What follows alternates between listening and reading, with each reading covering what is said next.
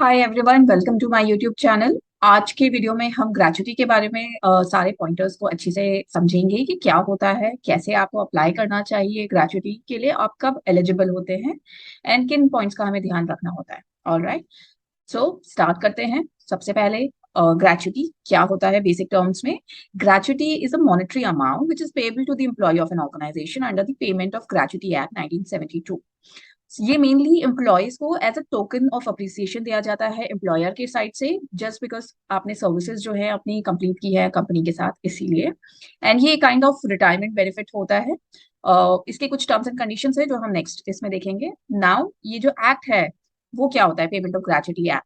So basically ये act state करता है, 1972 में पास हुआ था, एंड ये कहता है कि कोई भी एम्प्लॉयज जो कि factories, mines, oil fields, plantation, sports companies and establishments में जहां पर भी 10+ एम्प्लॉयज हैं, वहां पर अगर एम्प्लॉयड हैं तो उनको ये एक्ट बेनिफिट प्रोवाइड करता है।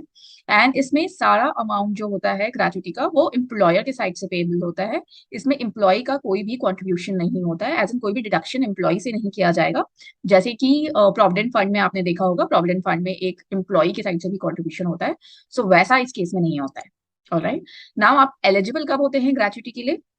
इधर आप रिटायर हो चुके हो ऑर्गेनाइजेशन से, या फिर आपने ऑर्गेनाइजेशन में कंप्लीट कर लिए हो अपने 5 इयर्स या more than 5 years same employer के साथ। अगर आप 5 इयर्स से लेस सर्व करते हैं किसी भी कंपनी में तो आपको नहीं मिलती है ग्रेचुटी। 5 इयर्स के अलावा एक और टर्म होता है, मीन्स 4 इयर्स प्लस 240 डेज। सो कई कंपनीज आपको 4 इयर्स प्लस 240 डेज कंप्लीट करने पे भी अगर आप रिजाइन करते हैं तो कंपनीज आपको ग्रेचुटी अमाउंट पे करती है, बट इट्स बेटर कि आप अगर 5 इयर्स कंप्लीट कर लेते हैं सो वो बेटर होता है, एंड आपको उस केस में एनी हाउ ग्रेचुटी मिलेगी ही मिलेगी। एंड इन केस अगर कुछ अनफॉर्चुनेट सर्कमस्टांसेस होते हैं, आपको कोई डिसेबिलिटी हो जाती है अपने एम्प्लॉयमेंट के दौरान, या फिर किसी इंडिविजुअल की डेथ भी हो जाती है, तो उसके नॉमिनी को ये अमाउंट पे किया जाता है, जो भी टैक्स एग्जेम्पशन होते हैं उनके बाद। ऑलराइट, ये 5 इयर्स के पहले भी मिल सकता है अगर आपको कोई मतलब किसी को कोई डिसेबिलिटी हो जाए या कोई डेथ हो जाती है, तो उस केस में 5 इयर्स से पहले भी अमाउंट मिल जाता है। बट अदरवाइज 5 इयर्स से पहले ग्रेचुटी पे नहीं होती है। अगर आपने कोई कंपनी लाइक 3 इयर्स में सर्व किया एंड देन छोड़ दिया उस ऑर्गेनाइजेशन को, तो आपको कुछ भी अमाउंट नहीं मिलेगा। ऑलराइट, नाउ आप कैलकुलेशंस कैसे करते हैं ग्रेचुटी का? सो एक सिंपल सा फॉर्मूला होता है। आपने लाइक से एक ऑर्गेनाइजेशन में जितने भी नंबर ऑफ इयर्स सर्व किए हैं उसको आपको मल्टीप्लाई करना होगा, जो भी आपका लास्ट ड्रॉन बेसिक सैलरी होता है, एंड उसमें एक 15/26 एक ये फैक्टर होता है, इसको आपको मल्टीप्लाई करना है तो आपको ग्रेचुटी अमाउंट मिल जाएगा। इसे एक एग्जाम्पल से बेहतर समझते हैं। सो लेट से आपने 6 इयर्स सर्व किए हैं करंट ऑर्गेनाइजेशन में, एंड देन 6 इयर्स के बाद आपने रिजाइन कर दिया है। तो जब आपने रिजाइन किया था तो जो आपकी लास्ट बेसिक सैलरी थी मंथली वो 1 लाख थी, अज्यूम कर रहे हैं। तो आपका जो ग्रेचुटी होगा वो 6 मल्टीप्लाइड बाय जो basic salary, last on basic salary, that is 1 lakh, into जो आपका ये अमाउंट फैक्टर जो मैंने कहा 15 क्रॉस डिवाइडेड बाय 26 है, ये आप मल्टीप्लाई करेंगे तो क्लोज टू ये अमाउंट आता है, एंड ये आपको ग्रेचुटी कंपनी आपको पे करेगी। ऑलराइट, एक कंफ्यूजन यही होता है, लेट्स से आप अभी तो मैंने राउंड फिगर 6 लिया है, अगर ये 6.5 होता मीन्स 6 इयर्स एंड 6 मंथ्स होता, दैट मीन्स अगर आपका कोई भी लास्ट ईयर में अगर आपने कितने भी मंथ सर्व किए हैं, 6 मंथ्स या उससे कोई मंथ ज्यादा सर्व किए हैं, तो उसको राउंड फिगर कर लेंगे एंड 6.5 को 7 कंसिडर किया जाएगा। लेकिन अगर आपने 6 इयर्स एंड 5 मंथ्स या 6 इयर्स एंड 4 मंथ्स सर्व किए हैं तो उसको काउंट नहीं किया जाएगा, दैट मीन्स उसको एज 6 इयर्स ही लिया जाएगा मल्टीप्लीकेशन पॉइंट ऑफ व्यू से। ऑलराइट, सो आई थिंक ये क्लियर हो चुका है। नेक्स्ट मूव ऑन करते हैं। कुछ इंपॉर्टेंट पॉइंट्स जो ग्रेचुटी से हमें समझना जरूरी है ग्रेचुटी के लिए। ये टैक्स किस केसेस में टैक्स एप्लीकेबल होता है? सो गवर्नमेंट, अगर आप गवर्नमेंट एम्प्लॉई हैं तो आपको जितना भी ग्रेचुटी अमाउंट मिलेगा वो सारा का सारा टैक्स एग्जेम्प्टेड होता है।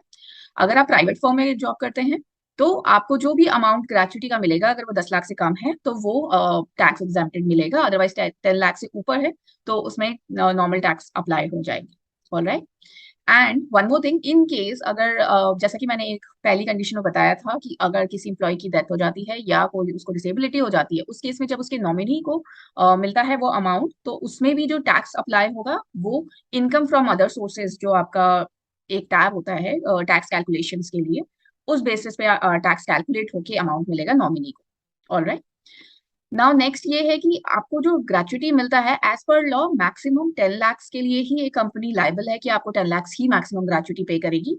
अगर आपका किसी भी रीजन से किसी ऑर्गेनाइजेशन में 10 लाख से ऊपर अमाउंट बनता है, लाइक से 12 लाख बनता है, तो कंपनी आपको 10 लाख ही देने के लिए लाइबल है, अगर वो चाहे तो वो आपको 12 lakhs दे सकती है। 10 लाख से ऊपर जितना भी अमाउंट है वो कंपनी अपने विल पे देना चाहे तो वो वॉलंटरी दे सकती है। Otherwise as per law 10 lakhs maximum ही आपको ग्रेचुटी मिल सकता है। ओके, इन केस अगर आपने ऑलरेडी आपकी एम्प्लॉयर के पास एक राइट होता है कि वो आपका ग्रेचुटी अमाउंट मना कर सकती है। अगर आपका लेट से 5 years प्लस हो चुका है, 10 year, बट आपको कंपनी किसी मिसकंडक्ट की वजह से ऑर्गेनाइजेशन से जाने के लिए कहती है, देन वो आपका ग्रेचुटी हटा भी सकती है। So this can be done by any organisation. Okay, अगर आप कंपनी में एज एन इंटर्न हैं या कॉन्ट्रैक्ट पे हैं और आपके 5 years ये ग्रेचुटी का टर्म आपने कंप्लीट कर लिया है, तो कंपनी आपको लायबल नहीं है ग्रेचुटी देने के लिए। ग्रेचुटी सिर्फ एम्प्लॉयज के लिए होता है जो कंपनी के प्रॉपर ऑन रोल्स होते हैं। ऑलराइट, अदरवाइज कंपनी लायबल नहीं है ग्रेचुटी पे करने के लिए। अनदर पॉइंट इज आपको ग्रेचुटी के लिए अप्लाई कब करना चाहिए? जब भी आपका ड्यूरेशन कंप्लीट होने वाला है ऑर्गेनाइजेशन में। सो लेट से आप 6 years कंप्लीट कर चुके हैं एंड आप रिजाइन, आपको पता है आप रिजाइन करने वाले हैं या फिर आप ऑलरेडी रिजाइन कर चुके हैं, नोटिस पीरियड सर्व कर रहे हैं, तो आपको 30 days, आपका जो भी डेट होता है, आपको 30 days के पहले पहले या विद इन दैट 30 days आपको एक फॉर्म फिल करके अपने एम्प्लॉयर को देना होता है कि आपको ग्रेचुटी अमाउंट रिसीव करना है। सो वो आपको फॉर्म फिल करना बहुत इंपॉर्टेंट होता है। अदरवाइज आप डिले कर जाएंगे तो वो प्रोसेस होता है एक, वो फॉलो होना चाहिए। अगर आप डिले हो जाते हैं तो कंपनीज ऑल्दो आपका होल्ड नहीं कर सकती ग्रेचुटी, बट स्टिल वो थोड़ा कॉम्प्लिकेटेड हो जाता है। सो बेटर है, आपको अगर पता है कि आपने 5 years कंप्लीट कर लिए हैं एंड उसके ड्यूरेशन में आप कभी रिजाइन करने वाले हैं, सो मेक श्योर आप विद इन 30 days आप अप्लाई जरूर कर दें, फॉर्म फिल करके अपने नोटिफाई कर दें अपनी कंपनी को ग्रेचुटी के लिए।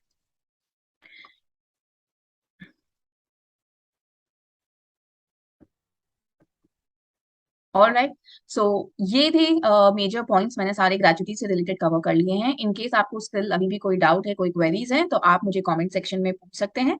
अदरवाइज आप मुझे anuja@talentoyster.in पे भी लिख कर कॉन्टैक्ट कर सकते हैं।